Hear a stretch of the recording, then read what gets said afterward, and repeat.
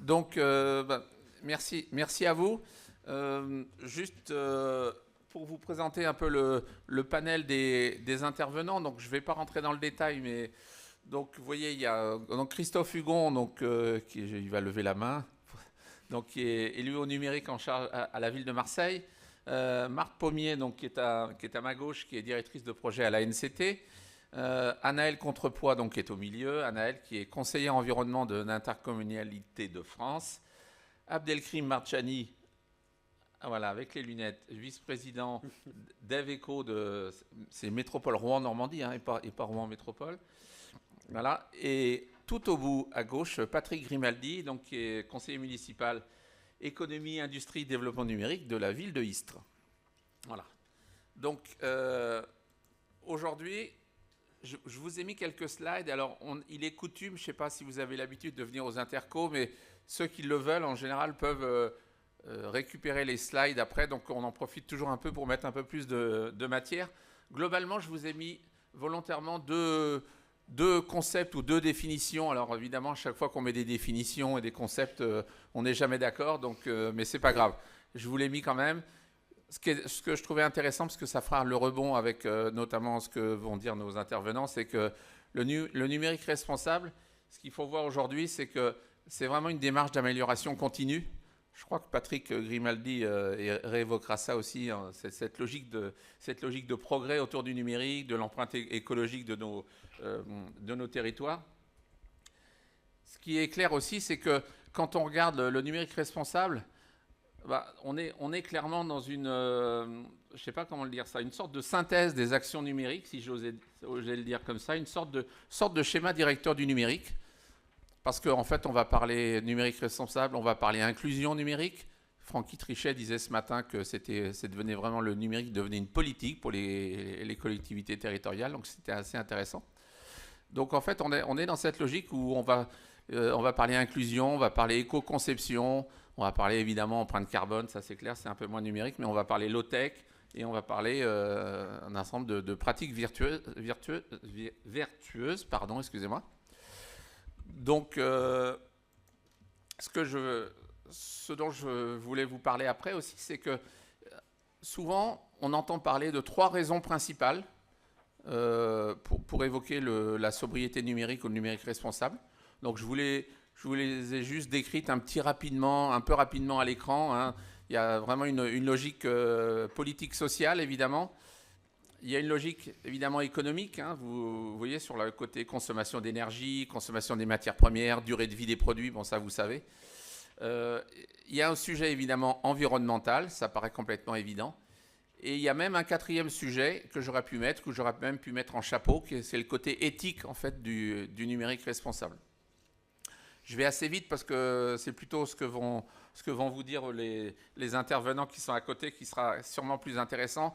Un petit rappel quand même sur la loi Rennes, hein, malgré tout. Donc la loi Rennes, qu'est-ce que ça veut dire? Ça veut dire réduction de l'empreinte environnementale du numérique. Donc vous voyez les objectifs qui sont clairs, hein, réduire l'empreinte environnementale, une grosse prise de conscience et puis promouvoir une logique de numérique responsable. Les collectivités, ben évidemment, on a un contre-exemple, mais il y a une obligation pour toutes les collectivités de plus de 50 000 habitants d'être en principe au 1er janvier 2025 d'avoir élaboré une stratégie numérique responsable. Mais certaines collectivités se l'approprient déjà. C'est le cas de Istres. Alors Istres n'est pas très loin des 50 000, mais ils sont en dessous de la norme. Donc, et malgré tout, ils ont décidé, vous verrez ce que Patrick vous racontera. Donc ça, c'est extrêmement intéressant. Et il faut considérer que certes, c'est une obligation légale, mais il faut surtout voir ça comme une opportunité pour les collectivités. Parce que vous le verrez un petit peu plus tard, ou vous le savez déjà, mais il y a beaucoup d'outils qui ont été travaillés par l'INR, donc c'est l'Institut du numérique responsable, par les interconnectés eux-mêmes et aussi par la NCT. Et aujourd'hui, on dispose d'une boîte à outils, d'outils d'auto-évaluation pour vraiment voir si notre collectivité est mature ou pas, si on a envie d'y aller, etc. Et c'est extrêmement intéressant parce que je trouve que c'est assez rare d'avoir une boîte à outils, je dirais, aussi performante assez tôt, je trouve, dans la démarche. Donc c'est extrêmement intéressant. Et donc cette boîte à outils, je vous ai dans le. Je ne vous demande pas de les prendre en note, mais cette slide, où je vous la donnerai après si vous le voulez, mais j'avais recensé un petit peu les principaux outils, et dans lequel il y a évidemment il y a la base de la NCT dont nous parlera Marc, je pense, tout à l'heure. Donc voilà, un petit peu le numérique responsable. Il faut essayer, beaucoup de collectivités commencent à considérer que c'est une sorte de schéma directeur numérique. Alors pour ceux qui ont travaillé dans le numérique il y a déjà depuis une bonne 10-15 ans, c'est une approche un petit peu différente. Mais aujourd'hui, on peut considérer le numérique responsable vraiment comme une sorte de nouveau schéma directeur numérique pour les collectivités. Donc, alors, je vais donner la parole à Christophe Hugon. Et Christophe, a priori, il va évoquer avec nous un peu la position de l'élu, les enjeux, comment une collectivité d'une certaine taille, comme la ville de Marseille, en fait, s'approprie cette démarche. Alors merci beaucoup pour cette introduction. Merci à tous d'être là. Donc je suis Christophe Hugon, élu à la ville de Marseille sur les sujets numériques, notamment numérique responsable. Je vous pardonne la longueur de ma délégation qui couvre beaucoup de choses. On a voulu vraiment définir très bien cette délégation, notamment au sein de la ville par rapport à nos propres services, de manière à ce que ce soit clair, parce que c'est quelque chose qui était assez nouveau d'avoir un point de vue politique sur le numérique et de sortir vraiment de cet univers extrêmement technique. Alors j'aimerais commencer par ce point de vue-là, c'est-à-dire qu'est-ce que la ville de Marseille, politiquement, met derrière les mots numérique responsable. Parce que ça a été évoqué, il y a beaucoup de sujets. Au début, on pensait énormément sobriété, maintenant il y a de plus en plus de choses jusqu'à l'éthique. En réalité, pour moi, et pour ce que propose la ville de Marseille, c'est de dire, ok, le numérique, en fait, c'est des enjeux sociétaux. On a tous des petits appareils, que ce soit dans nos sacs ou dans nos poches. C'est dans notre quotidien. C'est réellement dans notre quotidien. On ne peut pas se contenter de dire c'est technique, je laisse faire, etc. Alors que ça définit tout un pan de notre vie, de notre quotidien. Ça définit un petit peu notre société numérique. Et à partir de là, il faut qu'on ait une réflexion autour des impacts positifs, négatifs, une réflexion de quelle société numérique de demain on veut, quels choix on va faire, quels arbitrages. C'est-à-dire, somme toute, établir un petit peu une politique, une vision autour du numérique, arrêter d'être totalement dans l'opportunisme, mais réellement dans qu'est-ce qu'on veut demain pour nous, pour nos enfants. C'est-à-dire, finalement, en prendre la responsabilité. À partir du moment où on a décidé d'être en position de décision et de vision politique, on ne pourra pas dire demain, on ne savait pas, c'était pas nous, etc. C'est prendre cette position de responsabilité. Et pour nous, c'est réellement ça qui est derrière les mots numérique responsable. Et c'est pour ça, aujourd'hui, moi, je suis extrêmement content. C'était l'un des chevaux de bataille de la ville de Marseille, que le sujet du numérique responsable s'est vraiment élargi sur toutes ces thématiques. Alors, évidemment, comme toute politique, on a un petit peu des marqueurs de territoire, on a des choix vraiment sur qu'est-ce qui est le plus important à un instant donné pour une collectivité dans la politique du numérique, comme dans toutes les politiques. Et donc, à la ville de Marseille, on a 4 sujets totems qui sont importants pour nous. Le premier, ça a toujours été évidemment la sobriété et l'environnement. Donc on a toujours été extrêmement impliqués dedans. On a de très très bons résultats. Il a été évoqué, la loi Rennes a été évoquée sur notamment le reconditionnement. Pourquoi est-ce que le reconditionnement est important? Parce que la fabrication des terminaux, c'est réellement ce qui a le plus d'impact sur l'environnement, pas seulement au niveau du CO2. Il y a de l'extraction de terres rares, il y a des impacts sociétaux aussi, il y a des impacts sur de nombreux pays qui pratiquent l'esclavagisme, on peut le dire, pour nous fournir une partie des matériaux dont on a besoin. Et donc cette sobriété permet de limiter un petit peu tous ces impacts qui sont environnementaux ou sociétaux.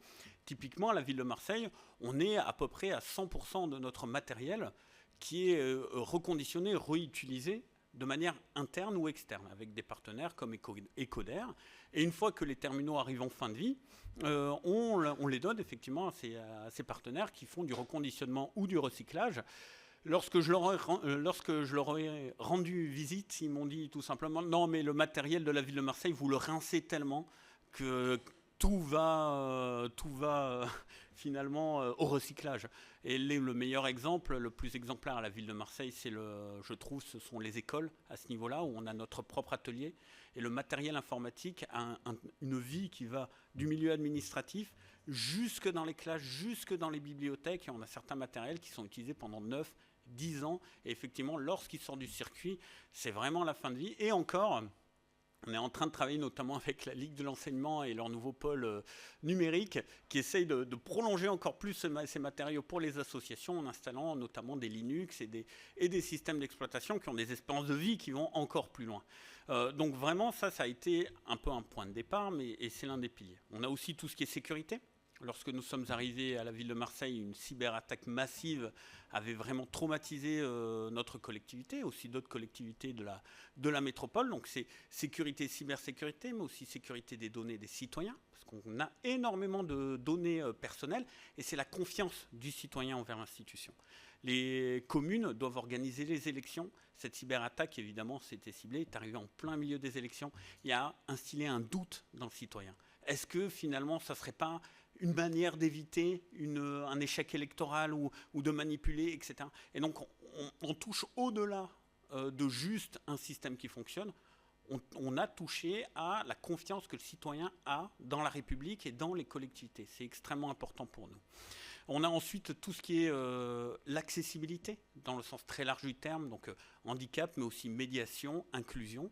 Alors j'aime bien séparer inclusion et médiation parce que personnellement, je suis convaincu que l'objectif de notre société, ce n'est pas d'inclure 100% des citoyennes et des citoyens et à leur dire vous êtes obligés d'utiliser du numérique et de comprendre comment ça marche et de vous impliquer dedans.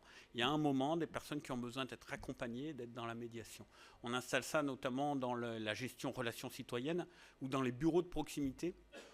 On cherche à mettre en place des systèmes qui permettent aux gens qui sont éloignés, que ce soit linguistiquement, littéralement, numériquement, mais aussi administrativement, parce que on va pas se cacher, je pense qu'il y a beaucoup de gens ici aussi qui ont un peu de difficulté avec l'administration, c'est pas du tout exceptionnel, d'être accompagné, d'arriver finalement avec un système notamment d'authentification par carte, avec des normes AMC, etc., RGPD, des choses qui sont bien conçues, bien fabriquées, et qui leur permettent facilement d'être accompagnés et d'avoir aussi un système de médiation et pas seulement d'inclusion. C'est assez important pour nous.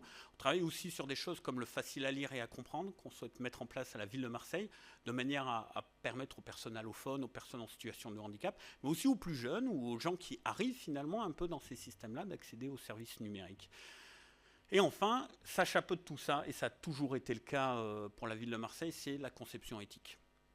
La conception éthique, c'est finalement, l'éthique, c'est se poser la question de on va essayer d'être objectif, qu'est-ce qu'on veut et qu'est-ce qu'on ne veut pas dans notre société numérique, économiquement, socialement, démocratiquement, au niveau de l'éducation, au niveau de l'accessibilité. Se poser les questions des pour et des contre pour finalement se mettre en capacité d'avoir une doctrine et de faire des choix et des arbitrages que nous pourrons assumer plus tard. Parce que je trouve qu'il est beaucoup moins grave de dire demain ok, sur ce point-là, on a peut-être été un peu léger, on s'est peut-être trompé, etc. Mais on a étudié, on a bossé pour, plutôt qu'arriver comme ça en disant mais on ne savait pas.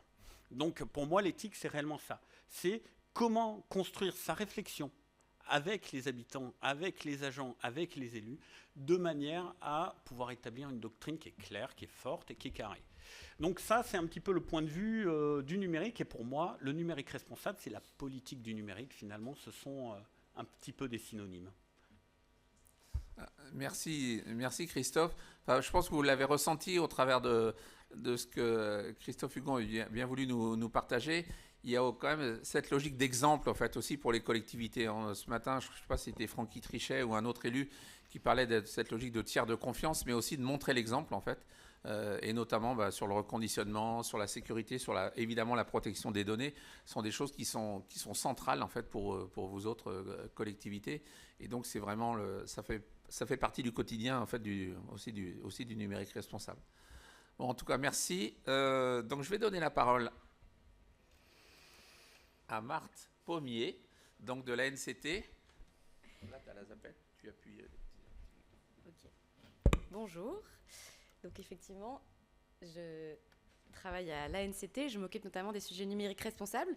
Donc ça a été dit en introduction, en 2025, que toutes les collectivités de plus de 50 000 habitants auront l'obligation d'avoir une feuille de route numérique responsable. Et l'ANCT, dans son rôle d'accompagnement des collectivités, et notamment des petites collectivités qui n'ont pas autant de moyens d'ingénierie que la ville de Marseille, même si c'est pas non plus Byzance.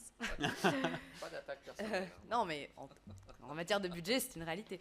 Et donc, on a, nous, anticipé cette obligation déjà en 2023 en lançant un accompagnement à destination de plusieurs collectivités, 18 collectivités pour être précise, pilotes, dans la construction de leur feuille de route numérique. Donc,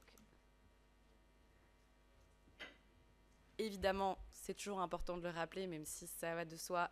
Il y a des choses qui existaient déjà avant que la NCT accompagne ces collectivités pilotes l'année dernière. Et donc, comme d'ailleurs l'a très bien démontré Monsieur Hugon, beaucoup de collectivités sont déjà engagées. Je ne peux pas le voir ici aussi, ce serait pratique pour moi. Super. Dans un certain nombre de gestes et voire même de projets sur le numérique responsable. Je trouve, à titre personnel, que l'exemple du reconditionnement est un très bon exemple, puisqu'il est au carrefour à la fois de la question écologique et aussi de la question sociale. Comme ça a été très bien dit, je ne le redirai pas. Et c'est aussi un bon exemple de l'intérêt de l'accompagnement par des acteurs nationaux, parce que c'est un sujet qui est extrêmement complexe. Et on a été régulièrement saisi par des petites collectivités ou des départements, aussi des conseils départementaux de départements plutôt ruraux, pour être accompagnés sur cette question, qui est à la fois, effectivement, a un fort impact dès lors qu'on s'en empare, mais qui est extrêmement compliqué à plus d'un titre. Et donc, pour éviter que chaque collectivité se pose la question dans son coin, on a aussi capitalisé au niveau national un certain nombre d'exemples et de conseils pour se lancer dans des sujets aussi compliqués que celui du reconditionnement. Donc, je chasse ça et ça. Voilà. Donc, qu'est-ce qu'on a fait? On a fait deux choses dans cet accompagnement. La première, c'est donc, comme je le disais, on a accompagné 18 collectivités dans la rédaction d'une feuille de route, conformément à l'obligation légale.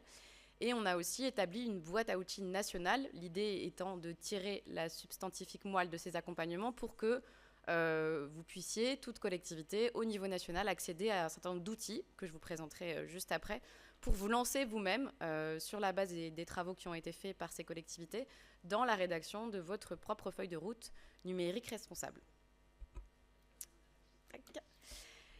Qu'est-ce qu'on a fait? Donc, je vous le disais encore, en fait, pourquoi est-ce qu'il y a une différence de chiffre entre 15 diagnostics, 15 feuilles de route et 18 collectivités? Parce que nous avons accompagné 3 collectivités en tandem avec des mutualisateurs, ou ce qu'on appelle des EPSN, des syndicats informatiques ou syndicats numériques, du coup, qui ont, en fait, on a accompagné et la collectivité et l'établissement public ou le syndicat mixte dans la rédaction de la feuille de route, ce qui permet ensuite d'avoir une couverture du territoire plus large. Et c'est d'ailleurs sur la base de ces 3 exemples qu'on va aussi donner suite à cet accompagnement. Je vous en parlerai juste après aussi. Je vous présente rapidement donc, le contenu de la boîte à outils nationale. Donc, ça a été déjà cité, ça s'appelle La Base. C'est accessible en open source à tout le monde. Et ça vous permet d'avoir donc un accompagnement méthodologique étape par étape sur la construction de votre feuille de route.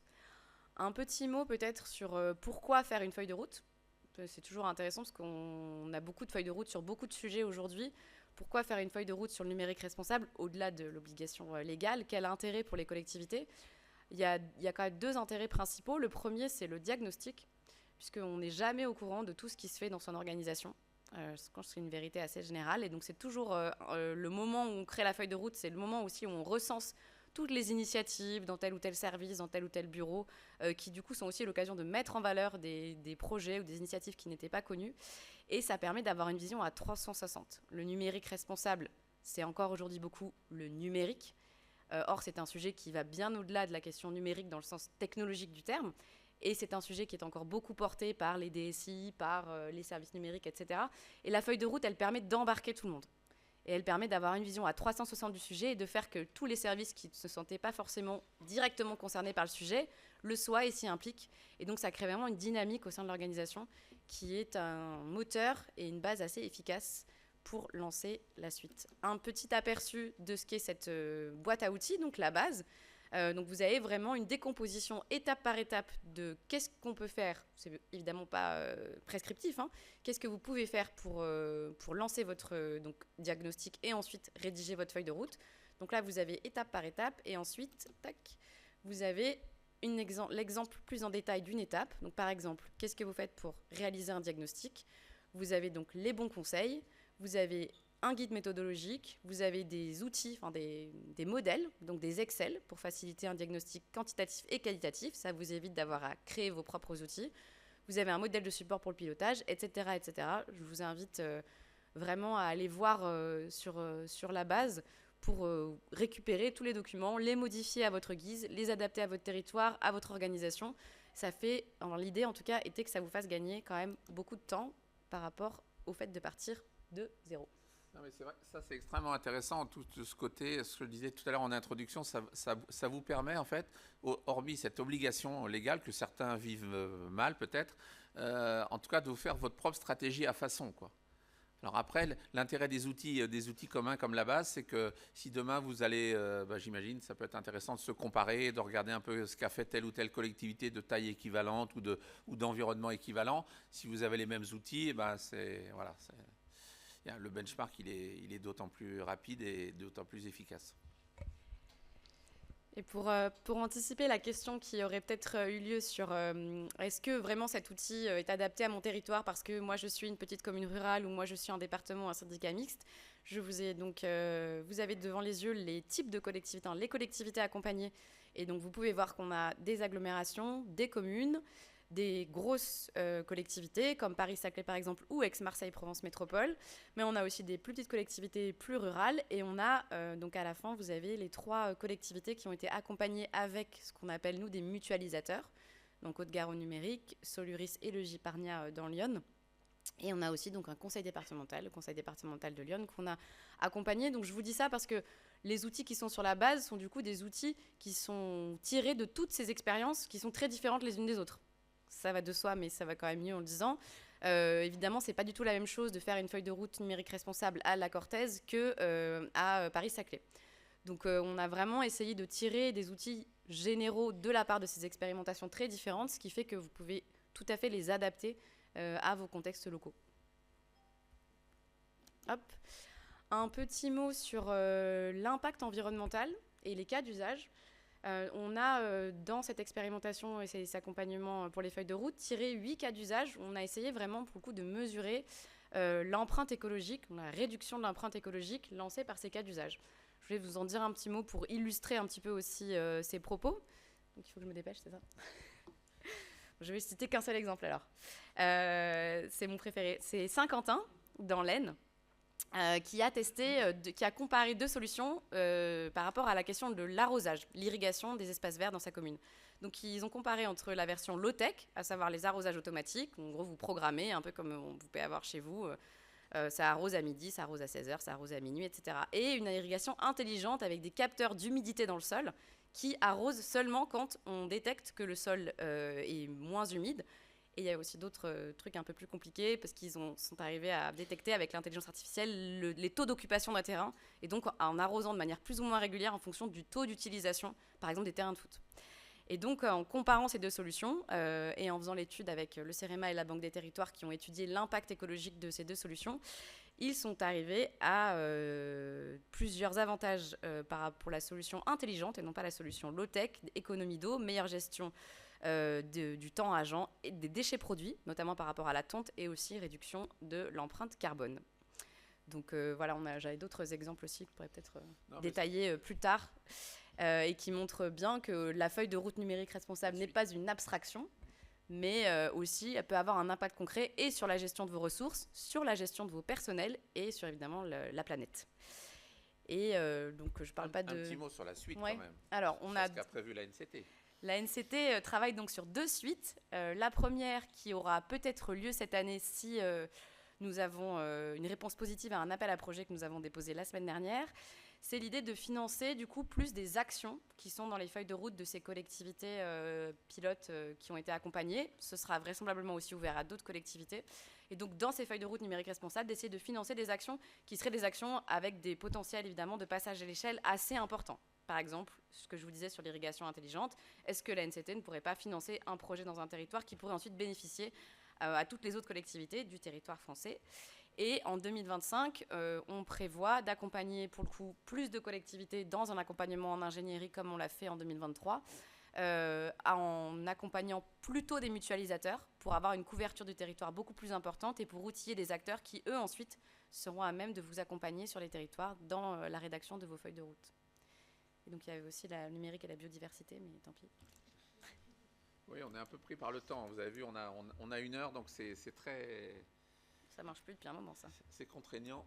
Voilà, si, ça marche, c'est bon. Donc, merci Marthe, en fait, pour cette approche. Vous voyez un accompagnement quand même, accompagnement sur mesure je dirais, de grande ampleur, parce que 18 collectivités accompagnées par l'ANCT, c'est plutôt intéressant. A priori, il y aura une autre vague, enfin, il y aura un deuxième niveau d'accompagnement.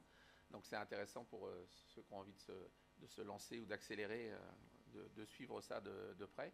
Et je le rappelle, regardez la base, les guides de bonne pratique, les outils d'auto-évaluation, ça va vous faire gagner un temps incroyable. Donc voilà, Anaëlle, je te donne la parole. En fait, donc Anaëlle avec une approche qui va être avec notamment un travail qui a été fait par Intercommunalité de France sur les achats responsables, qui reste toujours peut-être le principal sujet. Enfin, la durée de vie des équipements électroniques et l'achat responsable, ce sont les deux principaux sujets du numérique responsable aujourd'hui. À toi la parole. Merci Tanguy. Oui, donc du coup, au sein de l'Intercommunalité de France, on a une réflexion qui est montée là depuis 2-3 ans sur le sujet de la commande publique responsable et de la sollicitation qui montait de plus en plus de nos adhérents d'avoir un accompagnement sur ce sujet-là, d'avoir des retours d'expérience et puis une compréhension de toute l'évolution juridique aussi qui a pu se faire sur la commande publique responsable. Alors aujourd'hui, je vais parler du numérique, mais bon, on a travaillé un peu sur les autres thématiques aussi. Mais donc sur la partie numérique responsable, on a quand même eu pas mal d'évolutions, notamment avec la loi AGEC qui nous a mis en place de nouvelles obligations sur l'intégration la prise en compte du critère de durabilité, du critère de réparabilité, la prise en compte aussi de l'intégration de l'éco-conception, des matériaux recyclés, etc. Et donc toutes ces évolutions-là, nous on a voulu essayer de synthétiser un petit peu tout ça. Donc on a travaillé avec un cabinet d'avocats qui s'appelle Lando Associés à l'élaboration d'un guide juridique qui pourra vous être communiqué, je pense aussi transmis après le forum, mais qui permet de recenser déjà et de faire un état des lieux de aujourd'hui, à droit constant, quelles sont concrètement toutes les obligations et ce qui est faisable pour les collectivités et spécifiquement les intercommunalités en matière d'intégration de critères environnementaux et sociaux dans les marchés publics et en essayant de donner un maximum d'exemples et de critères, de cahiers des charges, de clauses. Donc ça nous a permis déjà de dresser un premier état des lieux, donc ce guide-là il pourra vous être transmis. Et à la suite de ça, on a voulu surtout réfléchir à la question des pratiques, et donc c'est un peu ce que je voulais vous partager aujourd'hui de ce qu'on peut ressortir comme bonne pratique sur la commande publique, et aussi un peu les réflexions que ça peut mener au sein des intercommunalités et des échanges avec nos adhérents qu'on peut avoir sur le changement de paradigme et de fonctionnement entre les différents services, le portage politique, parce qu'on a aussi beaucoup parlé du portage politique jusqu'à présent. Donc c'était un petit peu ça l'objet de mon propos. Sur la partie vraiment mise en œuvre de ces obligations-là, on sait qu'on va avoir petit à petit de nouveaux outils qui se développent au sein des intercommunalités, donc soit au travers d'une stratégie numérique responsable typiquement, mais aussi au sein de ce qu'on appelle le schéma de promotion des achats socialement et écologiquement responsables. On va pouvoir travailler sur les différents segments d'achat, de se proposer d'avoir une stratégie pour se fixer des objectifs et atteindre un peu une progression. Alors la plupart ont commencé là autour des années, autour de 2020 et vont s'échelonner au fur et à mesure puisque ça rentre en obligation pour toutes les collectivités dont le volume annuel d'achat est de 50 millions d'euros. Donc vous ne serez peut-être pas tous concernés, mais en tout cas voilà, c'est un des outils qui peut être utilisé. C'est un bon début. On a aussi plusieurs collectivités qui nous disent que ça a changé pour eux le fonctionnement et les relations avec les acteurs économiques et les entreprises sur leur territoire, notamment par le développement du sourcing. Donc là, c'est un sujet qui va nécessiter notamment de travailler pas mal avec potentiellement les directions en charge du développement économique, potentiellement aussi avec les consulaires. On a pas mal d'intercos qui nous font le retour de voilà, nous on s'est rapproché de la CCI ou de la Chambre de commerce et d'industrie ou la Chambre des métiers et de l'artisanat pour essayer d'avoir un peu cette visibilité sur qui sont concrètement les acteurs qui pourraient aussi sur notre territoire répondre à ces enjeux-là, quelles sont les innovations dans les entreprises aujourd'hui qui pourraient nous aider à répondre à nos marchés sur le numérique responsable. Et puis, en interne aussi pour la collectivité, de se former sur ces sujets-là. Et là aussi, on a des retours d'expérience de collectivités qui nous disent la difficulté de la formation ou du recrutement, elle est aussi à prendre en compte. Et donc, ça fait partie des points sur lesquels on se fixe des objectifs dans notre stratégie, alors soit sur un schéma spécifique commande publique responsable ou bien sur le numérique. Donc ça, c'est un sujet. Et pour certains, ça va même aller plus loin sur l'interconnaissance. C'est aussi d'essayer de travailler plus sur la promotion en fait, de toute la politique achat de la collectivité. Grand Besançon Métropole, par exemple, ils travaillent sur une conférence annuelle de l'investissement où ils invitent très largement les entreprises du territoire pour pouvoir communiquer sur toute la stratégie et expliquer un peu voilà, quels sont eux leurs grands objectifs. Donc typiquement sur le numérique, voilà ce que nous on attend, quelles sont nos ambitions, les types de marchés qu'on va pouvoir lancer. Et ça permet déjà d'avoir une première interconnaissance entre quels sont les besoins de la collectivité et aujourd'hui sur le territoire, qu'est-ce qui peut exister comme solution. Donc ça, c'est un point sur lequel on encourage pas mal nos adhérents.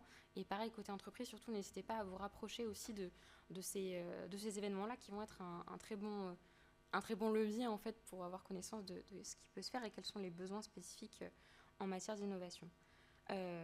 Un autre sujet sur les pratiques aussi, qui apparaît sur la partie numérique responsable, c'est, on en a déjà pas mal parlé, mais sur le reconditionnement et sur toute la stratégie qui va pouvoir se mettre en place sur l'allongement de la durée de vie, la réflexion même sur le besoin. Est-ce que j'ai effectivement besoin de renouveler ce marché? Est-ce qu'on peut changer de fonction, enfin, passer d'un achat à une solution plutôt économie de la fonctionnalité? Donc, est-ce qu'on va plutôt louer ce matériel? Comment est-ce que je vais pouvoir aussi allonger la durée de vie de ce matériel-là, continuer là-dessus.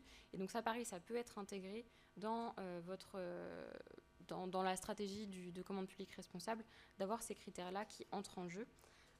Et donc on encourage aussi pas mal nos adhérents à faire ce changement-là.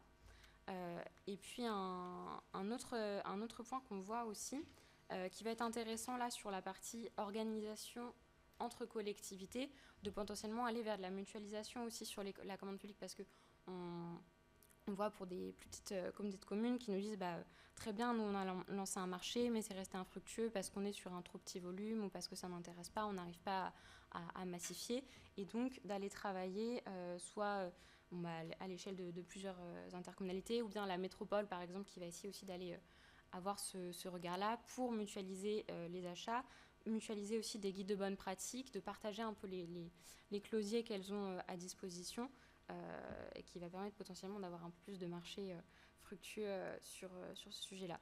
Dans les exemples, il y a Rennes Métropole qui a utilisé ce système-là. Et puis un dernier exemple aussi que je voulais vous redonner, qui change un petit peu la donne sur le fonctionnement, c'est toute la partie organisation aussi dans les pour massifier le fait qu'on a des acteurs qui vont être beaucoup plus sur le réemploi, de nouveaux acteurs qu'on n'a pas forcément l'habitude avec lesquels les intercommunalités n'ont pas forcément l'habitude de travailler.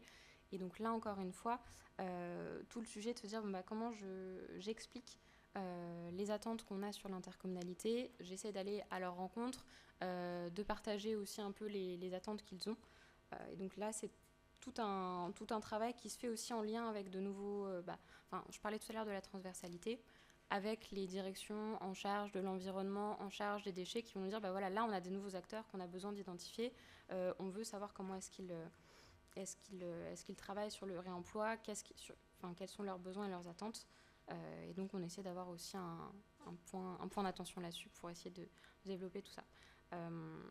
Et donc, tous ces exemples-là, que ce soit sur le volet juridique ou sur la partie retour d'expérience fiche pratique, on a deux documents qui sont disponibles sur le site internet d'Intercommunalité de France. Donc n'hésitez pas à aller les consulter. Et on reparlait aussi des guides existants au sein de la... Alors, c'est pas Intercommunalité de France qui l'a publié, mais qui est aussi très, très fourni là-dessus. La direction des achats de l'État a publié aussi tout un guide qui est spécifiquement sur la commande publique sur le numérique, et qui redonne encore aussi 1000 autres possibilités et 1000 autres bonnes pratiques. Et donc ça, on le partage nous aussi à nos adhérents, et je vous invite à aller le consulter parce qu'il redonne aussi pas mal de bonnes pratiques à ce sujet. Et voilà, je ne serai pas plus longue. Alors, tu es parfaitement dans le temps. Donc effectivement, achat responsable, groupement de commandes également, tu as bien fait de le rappeler, notamment pour les collectivités de taille moyenne. Alors tu as évoqué un petit peu le sujet de l'achat responsable aussi en lien avec les entreprises. Ça fait un rebond assez naturel avec la prise de parole d'Abdelkrim Marchani, donc qui est vice-président GMI Développement économique, je ne dois pas être trop loin de la vérité, de la métropole Rouen-Normandie, donc avec une approche qui va être assez complémentaire des précédentes prises de parole, le lien entre numérique responsable et l'appui aux entreprises et l'appui à l'enseignement supérieur.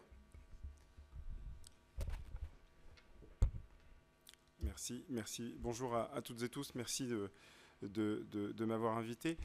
Bon, j'ai vu quelques têtes qui s'endormaient, etc. Je sais que l'heure, c'est pas facile. Je sais aussi qu'il fait extrêmement beau et que c'est plus complexe d'être ici qu'à l'extérieur. Mais je vais essayer d'être très court, comme ça vous allez pouvoir participer. Donc effectivement, moi, je suis élu à Rouen et élu à la métropole en qualité de vice-président en charge du développement économique. Oui, c'est vrai. Et aussi de l'enseignement supérieur de la recherche et du numérique. Enfin, il y a d'autres trucs, mais bref, on va rester sur ces trois-là. Pourquoi on reste sur ces trois-là? Parce qu'il y a quelque chose qui a été dit par... c'est Monsieur Hugon, c'est ça, qui est très très intéressante. Merci pour votre prise de parole, parce que moi, ça m'a donné mon fil rouge pour le coup. C'est le citoyen autour de tout ça. Et on a été, nous, élus dans une mouvance où il fallait accélérer la transition sociale écologique. C'était nécessaire. Et donc, quand on est arrivé à la métropole, tout ce que l'on a poussé comme politique, on l'a passé au tamis de la transition sociale écologique. Est-ce que oui ou non, c'est en phase avec la volonté que l'on souhaite de transformer notre territoire? Et donc, pour rester fidèle à ça, quand on a abordé le numérique, on s'est dit, mais alors, sous quel angle on l'aborde, le numérique? Donc, j'ai eu plein d'intervenants qui sont venus me voir sur le métaverse. À l'époque, en 2020, on nous avait vendu que c'était vraiment l'Eldorado, qu'il fallait absolument aller là-bas. On n'était pas loin de Paris, pas loin de la mer, donc on devait être le lieu, le place to be de la Silicon Valley de demain. Enfin bref, plein de trucs super. Vous imaginez, moi, sur lequel je sais pas, ça passait pas au tamis de la transition sociale et écologique. Et donc, on s'est dit que s'il devait y avoir un numérique qui devait être poussé par une collectivité, c'est le numérique responsable. Et donc, ce qu'on a essayé de faire, je vais y aller très rapidement, hein, c'est comment définir cette stratégie-là sur notre territoire, sachant que nos prédécesseurs avaient eu la très jolie idée de mettre en place localement une COP 21 locale. Donc une COP 21 où il y aurait un certain nombre de structures qui travailleraient autour de la transition. Eh bien, sur le numérique, nous, on a travaillé sur la transition globale du numérique. Comment on peut pousser cette transition-là? Eh bien, d'abord sur la stratégie. On s'est dit qu'il fallait absolument... Je ne sais plus qui parlait de donner l'exemple. Tout à l'heure, je crois que c'était vous, M. Selossin. Eh bien, on s'est dit, avant d'aller expliquer à tout le monde comment faire, on va commencer par donner l'exemple. Et donc, en interne, il y a un certain nombre d'actions qui ont été menées. Il y a tous les services qui sont organisés dans ce qu'ils appellent ma métropole connectée, c'est-à-dire que le numérique, c'est assez transverse, donc tout le monde parle de numérique. Eh bien, ils ont créé un pool au sein de la métropole qui s'appelle ma métropole connectée, et tous les sujets numériques, que vous soyez aux déchets, que vous soyez à l'énergie, où que vous soyez, vous avez un sujet numérique, vous passez dans ce pool-là, sachant qu'il y a un représentant par... Et donc, moi, en tout cas, ça m'a permis d'aller toucher l'ensemble des services de la métropole sur ce sujet-là. Sur la sensibilisation des agents, parce que vous pouvez pousser une politique quelle qu'elle soit, si les salariés de la collectivité dans laquelle vous êtes ne sont pas sensibilisés, comment vous voulez y arriver? Et donc, on a d'abord travaillé en interne sur à la fois des actions de formation, des actions de sensibilisation, et on est aujourd'hui, et vous l'avez cité tout à l'heure, on est sur la course pour être labellisé numérique responsable avec l'Institut national du numérique responsable, l'Institut du numérique responsable, qui est pour nous un peu un guide, comment on peut être aidé, accompagné, ça nous permet d'avoir une route que l'on peut tracer. Et ensuite, après, du fait que je sois en charge du développement économique, il fallait que je puisse parler aux acteurs économiques de ce sujet important et comment on sensibilise dans un territoire assez industriel sur cette question-là. Eh bien, on a mis en place tout un tas d'ateliers, de formations, d'échanges, de partages, où, alors au début, quand on faisait des réunions, on était une petite dizaine, quoi, dans des grandes salles. Et la dernière que nous avons fait, on était 200. On avait 200 participants dans une toute petite salle. Et je dis 200 participants parce que sur des sujets, on en fait souvent des petites conférences comme ça, eh bien c'est le sujet qui a le plus rassemblé. C'est le sujet qui a le plus rassemblé les chefs d'entreprise. Et ça, c'est important de l'avoir en tête. Et donc, on a, pour le coup, on s'est dit qu'il fallait qu'on accélère et on a décidé d'apporter ce que peut-être des entreprises ne voyaient pas, c'est de la formation, de la connaissance sur le sujet. Et on a profité d'un partenariat très intéressant avec l'ADEME pour pouvoir mettre en place une coalition du numérique responsable où on forme les entreprises. Donc vous êtes une entreprise, eh bien, que vous soyez un grand compte, une PME, une administration ou même une commune, dès lors que vous pouvez intervenir sur le sujet du numérique, eh bien, nous vous apportons de cette connaissance. Donc en partenariat avec l'ADEME, on a une formation qui dure 1 an. Donc c'est un accompagnement sur toute l'année. Donc c'est des promos de 11 entreprises, donc il y a plus de personnes, parce que certaines entreprises envoient deux personnes. Et donc on travaille à travers des ateliers, à travers il y a tout un programme. Et au terme de ce programme, alors évidemment il y a du diagnostic, vous l'avez dit, c'est essentiel. Vous ne savez pas où vous allez. Si vous ne savez pas où vous êtes, vous ne pouvez pas savoir où vous voulez aller. Et donc ça, c'était important. D'abord un autodiagnostic d'ailleurs, et ensuite un diagnostic par un tiers. Ce qui permet de voir où on se pensait être et où on est en réalité. Et au terme de cette formation, vous avez pour le coup, vous avez la chance d'avoir une roadmap qui vous est, que votre direction, l'entreprise ou l'institution, eh bien c'est sa direction qui la valide. Et ça permet pour le coup de pouvoir se dire, ben voilà, nous, notre chemin pour travailler sur le numérique responsable. On travaille aussi sur l'intégration du numérique responsable dans l'enseignement supérieur de la recherche. On intervient au sein des écoles d'ingénieurs, à l'université. L'idée, c'est que ce soit natif dans les formations pour que cette sensibilisation, elle soit dans la tête des futurs salariés ou chefs d'entreprise. Mais c'est important pour nous que ce soit dans l'enseignement supérieur de la recherche. Et tout ça, vous l'avez dit tout à l'heure sur la loi Rennes, donc ça va découler, et c'est un peu la méthode qu'on utilise sur la métropole de Rouen, c'est on expérimente, et une fois qu'on sait ce qui fonctionne, ce qui ne fonctionne pas, à ce moment-là, on définit notre stratégie. Et donc sur la fin de l'année, on aura notre stratégie qui sera, j'espère, votée par les élus métropolitains et qui tracera notre feuille de route sur le numérique responsable. Voilà. Je vous remercie de m'avoir écouté. J'ai essayé d'être le plus court possible pour laisser la place aux échanges. Très court.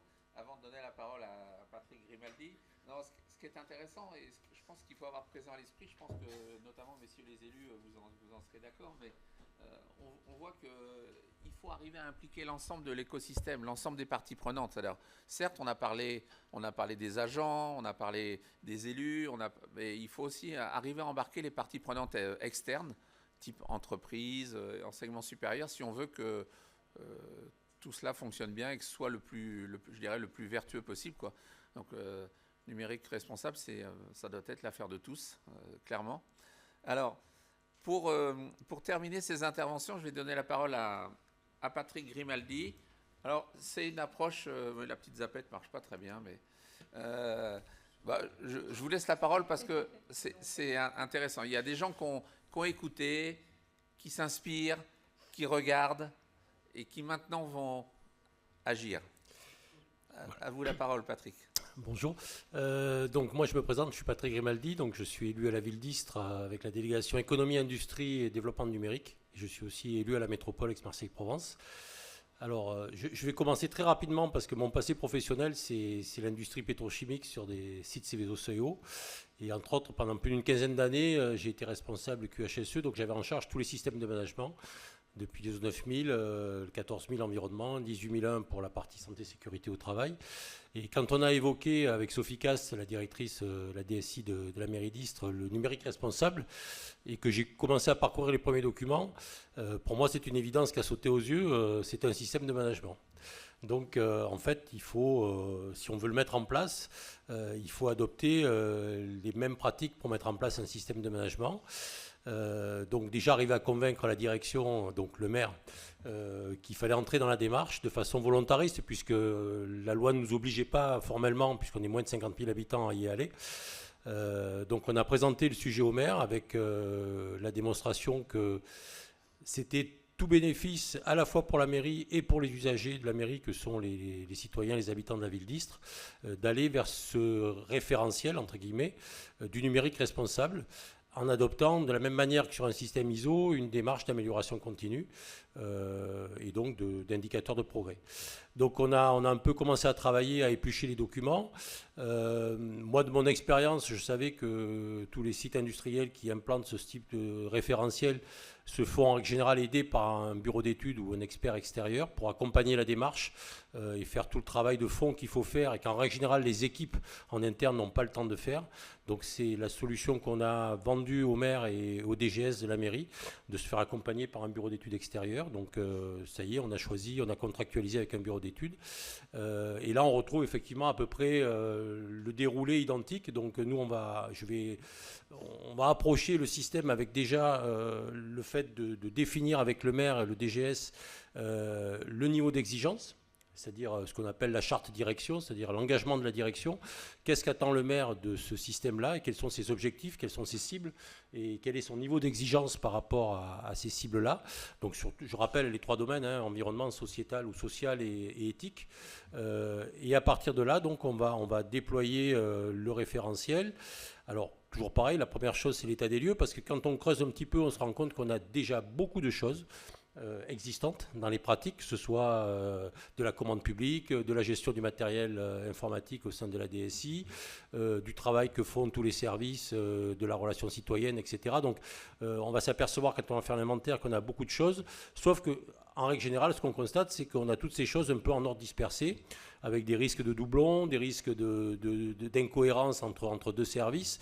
Et donc, qu'est-ce que fait un système de management, globalement, d'une façon très simple, sur une entreprise ou une mairie, qui n'est jamais qu'une entreprise publique qui a pour client les usagers du service public, c'est déjà de se dire qu'est-ce que j'ai en place et comment je le mets en musique, c'est-à-dire savoir qui fait quoi, comment on le fait. Donc ça, c'est le niveau de procédure et de consigne d'instruction dans la fonction dans la mairie. Et ensuite, quelle démarche de progrès j'adopte et quelles sont mes ambitions et pour le futur et quel plan de progrès je vais développer chaque année sur la base des activités que je suis. Donc c'est ce qu'on va commencer à faire. Donc ça passe déjà par une sensibilisation. Donc premier niveau de la sensibilisation, le DGS et l'ensemble des DGA de la mairie, de façon à leur expliquer le système et qu'est-ce qu'on va mettre en place. Ensuite, je pense que moi, je ferai de mon côté la même chose avec les élus, l'équipe en place, la majorité municipale, pour leur expliquer vers quoi la ville se lance en termes de numérique responsable. Et ensuite, il faut décliner, c'est-à-dire qu'il faut descendre au niveau du personnel, parce que si le personnel n'adhère pas, le système ne fonctionne pas. Il faut une adhésion collective à ce type de démarche. Et ensuite, on ira creuser effectivement avec le cabinet conseil. On ira suivre, faire l'inventaire de ce qu'on a déjà. Comment on va le réorganiser. Alors, par exemple, si je cite pour l'environnement, la partie environnement, on a déjà des démarches d'achat responsables par rapport au matériel. On a déjà sur Istres, vous l'avez cité, mais on a déjà le fait que le matériel informatique sur la ville a 3 vies en règle générale, donc il descend à chaque fois en gamme vers des niveaux d'utilisation moins exigeants de façon à augmenter au maximum la durée de vie du matériel. Donc ce sont déjà des choses qu'on a mis en place, mais tout ça, il faut le collecter. Sur la partie sociétale, donc il y a la partie médiation, accompagnement et la partie inclusion aussi. Donc on a aussi pas mal de structures en place sur la ville qui font ce travail, mais peut-être pas nécessairement de façon complètement cohérente ou organisée. Et sur la partie éthique et maîtrise de la donnée, qui est essentielle parce que c'est la confiance des citoyens envers leur institution municipale, qui est je confie de la donnée et je veux que cette donnée soit garantie, protégée et que je puisse y avoir un libre accès. C'est toute la partie effectivement cybersécurité, comment on protège la donnée des attaques extérieures et qui évite de se retrouver ensuite avec des données personnelles qui partent sur le darknet, et comment on gère aussi tout ce qui est open data et accès à la donnée pour l'ensemble des usagers. Voilà. Donc sur les 3 secteurs, on fait déjà beaucoup de choses et tout ça, on va le mettre en musique et on va certainement dans les prochaines semaines donc déployer un calendrier de mise en place de façon à ce qu'on atteigne l'objectif d'avoir ce système mis en place à échéance, on pense, d'ici un peu plus d'1 an. Je pense que ça va prendre pas mal de temps. Puisqu'il faut faire toute la démarche de sensibilisation, de formation du personnel aussi, et qui prend du temps. Il faut laisser percoler les choses pour qu'elles soient admises et prises en compte par les gens qui vont les mettre en œuvre. Merci pour le timing, vous êtes parfait. Donc c'est vrai que vous voyez, je ne vais pas redonner la parole, je vais plutôt essayer, on a du temps pour 3-4 questions. On voit bien les mots-clés que vous avez entendus, hein, durée de vie, confiance. On voit que la plupart des intervenants sont restés sur un vocabulaire assez commun, ce qui est plutôt rassurant pour l'avenir du numérique responsable. Cette logique vous m'aviez dit quand on avait préparé l'atelier, démarche de progrès, là on a entendu système de management, amélioration continue. Donc on voit bien que le numérique responsable, en gros vous n'avez plus vraiment le choix, il faut le saisir.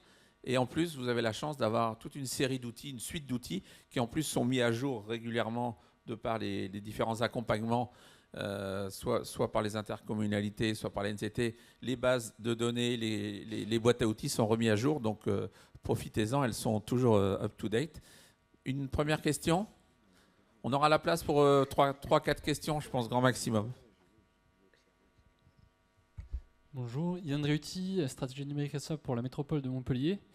Et en fait, j'avais une question par rapport à l'ANCT. Je sais que la base, j'avais récupéré des documents qui sont d'ailleurs super pour la méthode, le développement, etc. Nous, on a plutôt donné des éléments plutôt que des pages vides, enfin des pages où il fallait compléter. On a tout amené sur la table et on a fait des pièces à casser, on va dire. Et Montpellier, c'est plutôt, la direction de Montpellier, c'est plutôt approprier le sujet de cette manière. C'est-à-dire qu'on a apporté les éléments de la feuille de route et eux disaient je prends pas. On est plutôt passé sur ce sens-là. Je parle de ça parce qu'en fait, du coup, j'ai entendu que peut-être les feuilles de route seraient exposées dans la base. Il me semblait pas jusqu'à maintenant.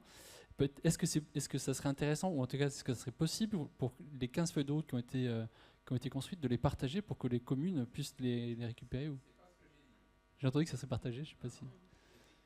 C'était intéressant entre vous, si vous vouliez, en utilisant les mêmes outils, du coup, vous aviez la possibilité d'avoir un benchmark assez naturel. Je n'ai pas dit que la NCT allait les publier, l'ensemble des résultats, enfin, à moins que Marthe dise le contraire, mais sur le principe, il n'y avait pas cette volonté de publier... auprès de tout le monde. Et en fait, si, on est en train de recueillir l'accord des collectivités, et pour les collectivités qui seront d'accord, bien entendu, ce sera mis en partage. Désolée. Non, c'est pas grave, tant mieux. Non, mais je voulais pas que ce soit affirmé si c'était pas le cas.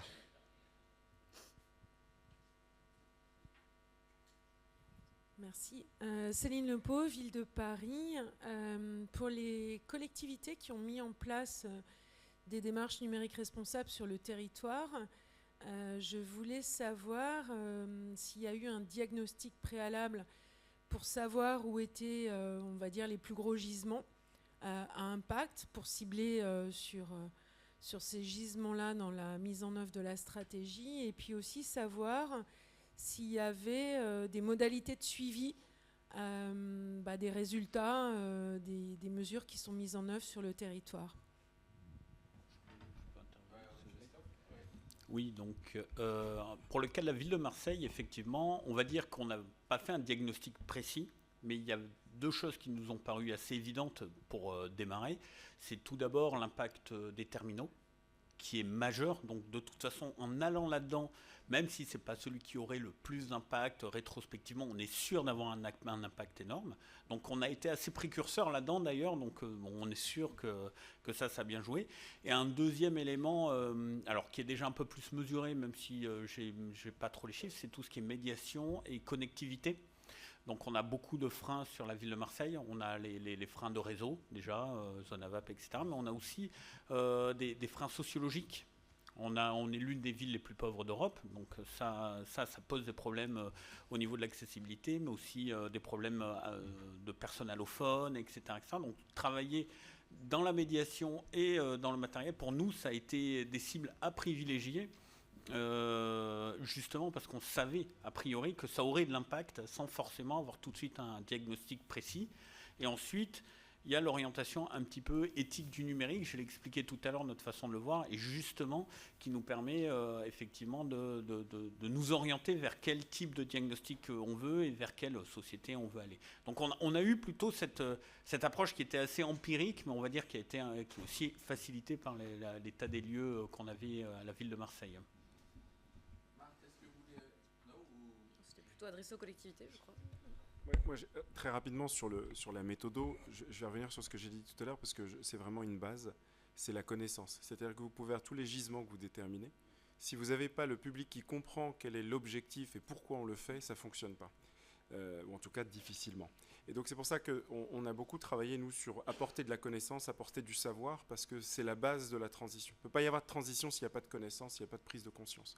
Et donc c'est vraiment un prisme qu'on assume de pousser un maximum, d'informer, de former l'ensemble de la population. Et comme vous disiez, les externes, on le fait en interne, bon, bah, c'est facile, on va faire une compétition sur le nombre de données qui ont été emmagasinées sur tel mois, entre tel service, qui a gagné, c'est super.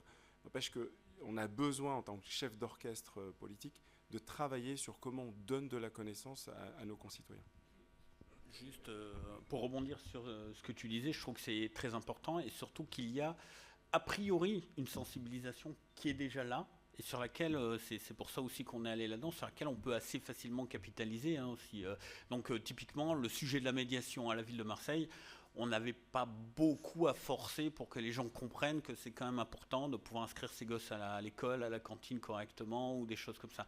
Donc il y a aussi apporter la connaissance, mais aussi être capable d'identifier ce sur quoi les gens ont déjà pris une prise de conscience. L'environnement en fait partie aussi, par exemple, hein, ou les zones blanches, finalement, parce que c'est dans le quotidien, quand on passe dans un quartier, qu'on va chez des amis, que tout d'un coup on n'a plus de téléphonie, voilà, c'est des choses, finalement, de bon sens, et on peut aussi aller là-dedans, parce qu'effectivement, avoir un beau projet, parce qu'on a les bons diagnostics, on sait que ça, si on y arrive, ça aura de l'impact, mais qu'on est suivi par personne, parce que tout le monde interprète ça comme un sujet qui est trop technique, éloigné, etc., ça ne marchera pas. Avoir quelque chose qui aura peut-être moins d'impact, mais tout le monde est sensibilisé, on y va tous, ça, c'est vraiment ce qui aura le plus d'impact.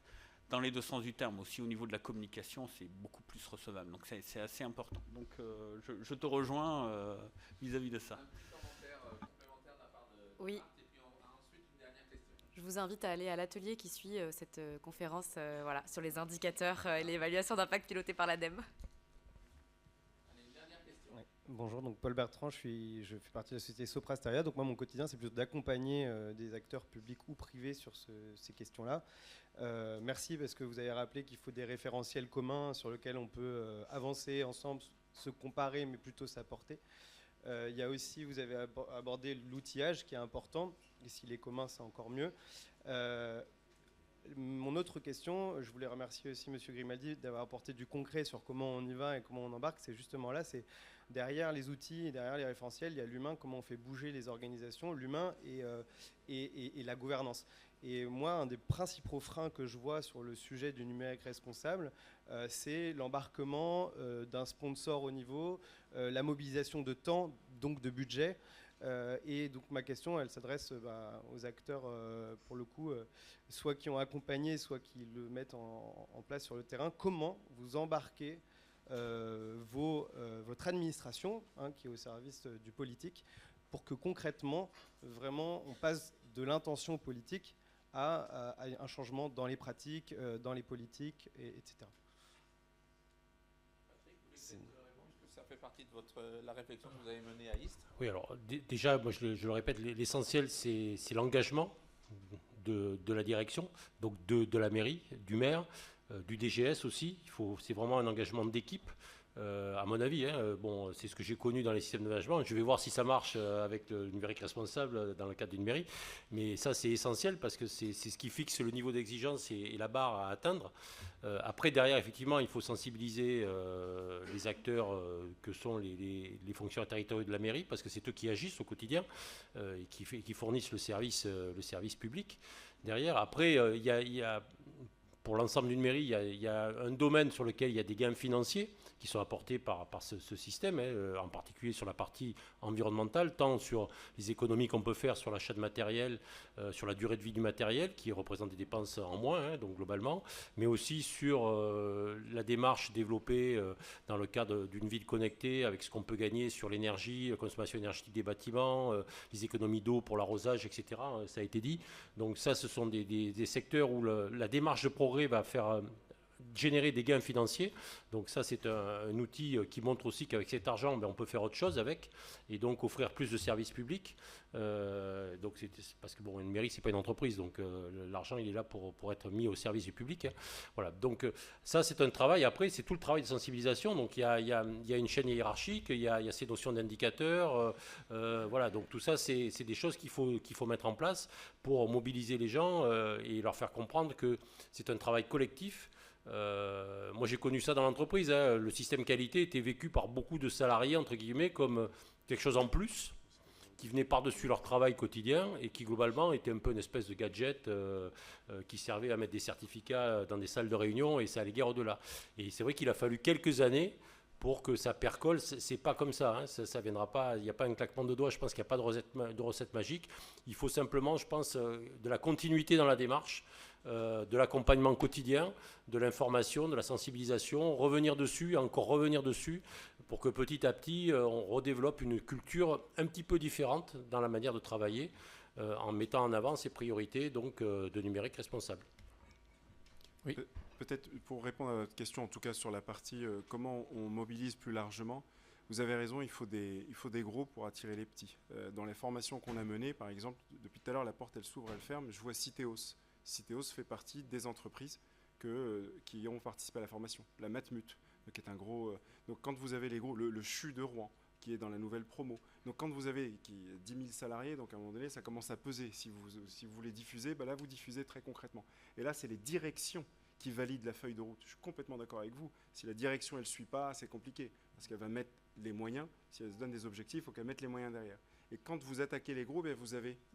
pour le coup, vous avez attiré les plus petits. Et là, vous travaillez très concrètement et vous diffusez l'information. Bon, désolé, mais là, il faut vraiment que l'on conclue. Donc, merci à vous d'être restés pour cette table ronde. Merci aux intervenants.